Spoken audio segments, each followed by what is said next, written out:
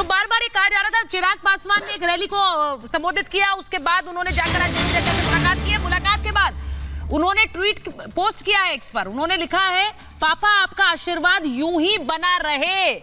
ये पोस्ट किया है चिराग पासवान ने इस मुलाकात के बाद। तो वो तस्वीर भी आपको दिखा दूं, ये तस्वीर उन्होंने पोस्ट की है स्वर्गीय रामविलास पासवान जी की तस्वीर के साथ, और उन्होंने लिखा है पापा आपका आशीर्वाद यूं ही बना रहे। अब इसका मतलब मैं ये कयास लगा रही हूं, अवधेश जी जरा बताइए कि सीट शेयरिंग तय पशुपतिनाथ पारस के साथ क्या हो रहा है, ये बता दीजिए, क्योंकि वो कह रहे थे मेरा जो है वो मेरा ही है। बताइए। बिल्कुल, इनका दावा है कि हमारा ही असली लोजपा रही है, मेरे कारण पशुपतिनाथ पारस जीते हैं, तो आप मेरे को ये डिसीजन करने देना चाहिए और उनके लिए आपको जो करना है करिए। भारतीय जनता पार्टी ने उनको बता दिया है कि आप दोनों लोग आपस में तय कर लीजिए, हम आपको 5 सीट देने वाले हैं, और मोटा मोटी इस पर सहमति बन गई है। देखिए, चिराग पासवान का विरोध भाजपा से तो था नहीं, चिराग पासवान का विरोध नीतीश कुमार से था। नीतीश आए हैं, चिराग थोड़े असहज इस समय जरूर हैं। नीतीश कुमार की पार्टी भी चाहती है कि चिराग थोड़े दबाव में रहें, उनको दबाव में लाया जाए, लेकिन चिराग पासवान एक मैच्योर पॉलिटिशियन की तरह व्यवहार करते हैं और उनको मालूम है कि इस बार का चुनाव परिणाम क्या होगा। मैं इसलिए कह रहा हूं कि 2014 में रामविलास पासवान अपनी ओर से नरेंद्र मोदी के साथ आने को तैयार नहीं थे। चिराग पासवान ने कहा कि देश में नरेंद्र मोदी की लहर है, हमको अगर दूसरे के साथ जाएंगे तो हमारी पार्टी मिट जाएगी। तो लालू यादव ने उस पर दुख प्रकट किया कि वो तो अपने बेटे की बात मान रहे हैं, बेटा उनको लेके जा रहा है, वो जाए। तो जो व्यक्ति वहां निर्णय किया है वो आज भी निर्णय करेगा कि दूसरी ओर क्या सिचुएशन है। अगर सीटें कम भी मिलती है तो क्या एनडीए के पार्टनर को भारत के किसी राज्य में सिचुएशन है कि दूसरी ओर जाके वो सफलता प्राप्त कर ले? नहीं, जो लास्ट मेन मूल बात जो कहना चाह रहा हूं, सुनो सुचेता, ये राहुल गांधी भारत जोड़ो यात्रा पहले से निकाल रहे हैं। वो सोच रहे कि नरेंद्र मोदी को हराना है, तो जहां जहां वो यात्रा गई थी वहां तो पहले से उम्मीदवार तय करके आना चाहिए। आपको लड़ना है, आपको हराना है, तो आपका उम्मीदवार तो पहले से होना चाहिए था ना। वही बात तो क्या तैयारी? बड़े वरुण जी बहुत मुखर होकर बोलते हैं जब वो कह रहे हैं कि हम आलोचना करेंगे तो बीजेपी के साथ साथ कांग्रेस की भी।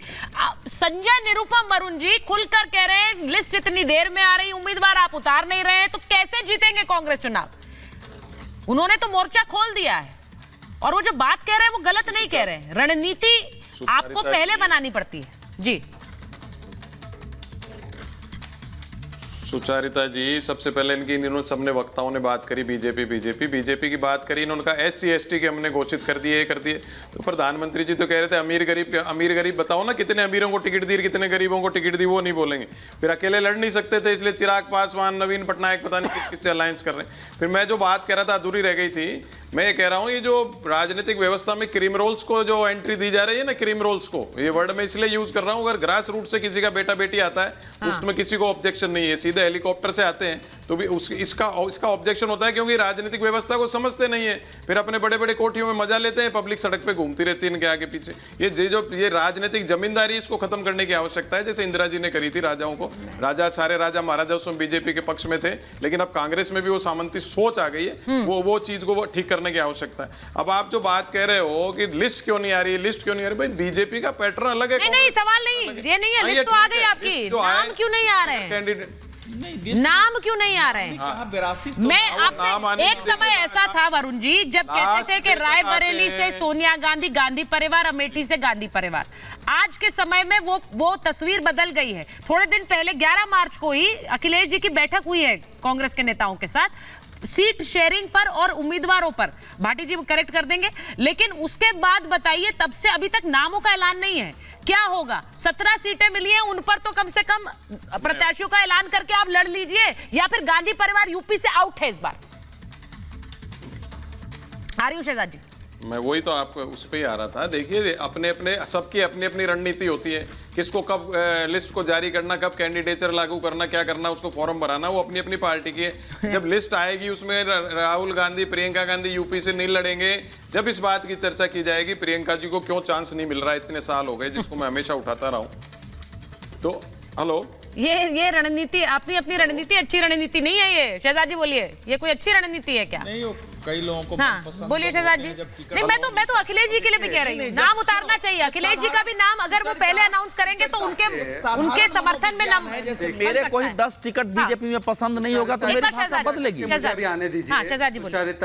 सुचारिता बोलिए बोलिए। अरे सारे तो लेके जा रहे हो आप कांग्रेस के टिकट, सारे कांग्रेस के लेके टिकटें दे रहे हो, आपके पास तो समान शहजाद जी बोलिए। सुचारिता मैं अपनी बात रख लूं क्योंकि मैं ज्यादा किसी के बीच में बोलता नहीं हूं, एक एक करके बात रखते हैं। देखिए सुचारिता, यदि ये अखिलेश यादव जी को और बाकी लोगों को क्रीम रोल बोल रहे हैं तो राहुल गांधी शाही टुकड़ा हो गए। राहुल गांधी राजनीति के शाही टुकड़ा हो गए। हालांकि भाटी जी ये बातों को कैसे आप जो जिनको दे रहे हो उनको, ठीक है, उनके नेता क्रीम रोल और अपने नेता शाही टुकड़ा।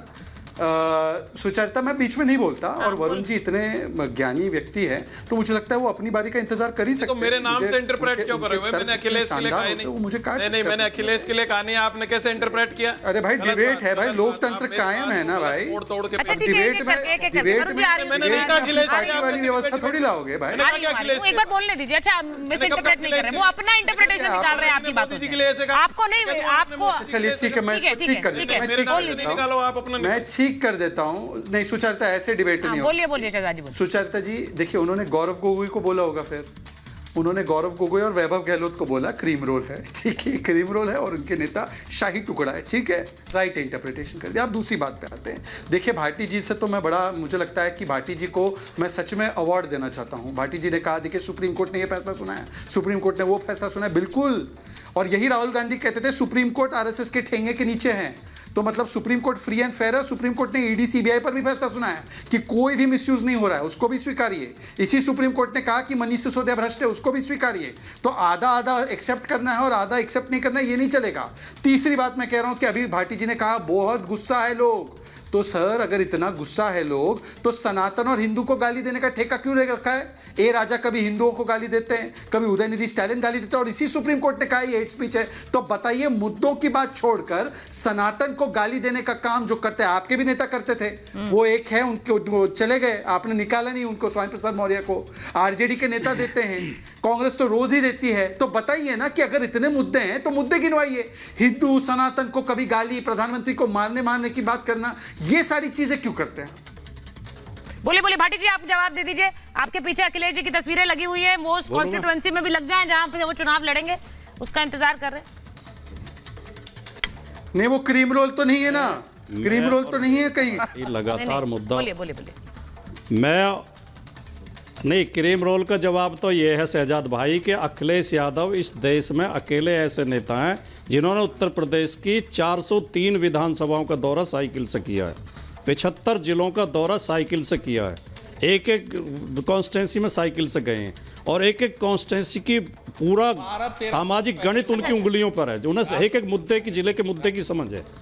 दूसरी बात, मैंने और मेरी पार्टी ने जो मुद्दे उठाए हैं वो पीडीए का मुद्दा है, वो छात्रों के पर्चा लीक होने का मुद्दा है, परीक्षाओं का, वो रोजगार का मुद्दा है, वो किसान के ऊपर गाड़ियां चढ़ाई जा रही हैं, सिर में गोलियां मारी जा रही हैं, वो मुद्दा है, वो सरकारी नौकरी का मुद्दा है, वो पेंशन का मुद्दा है, वो महंगाई का मुद्दा, वो बेटियों की सुरक्षा का मुद्दा है।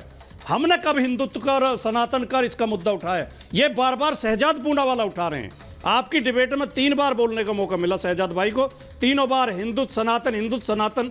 ये चाहते हैं कि केवल धार्मिक मुद्दों पर डिबेट रुकी रहे। हम चाहते हैं जनता की रोजी रोटी से संबंधित हो, शिक्षा से संबंधित हो, सुरक्षा से संबंधित हो, सबके मान सम्मान से सुरक्षित हो, हिस्सेदारी से सुरक्षित हो। हमारी मांग है कि जाति जनगणना कराओ और जो पीडीए को न्याय नहीं मिल रहा है, जो शिक्षक भर्ती में हाई कोर्ट ने आदेश किया 6000। मैं भाटी जी, मैं 1 मिनट रोक रही हूँ आपको क्योंकि एक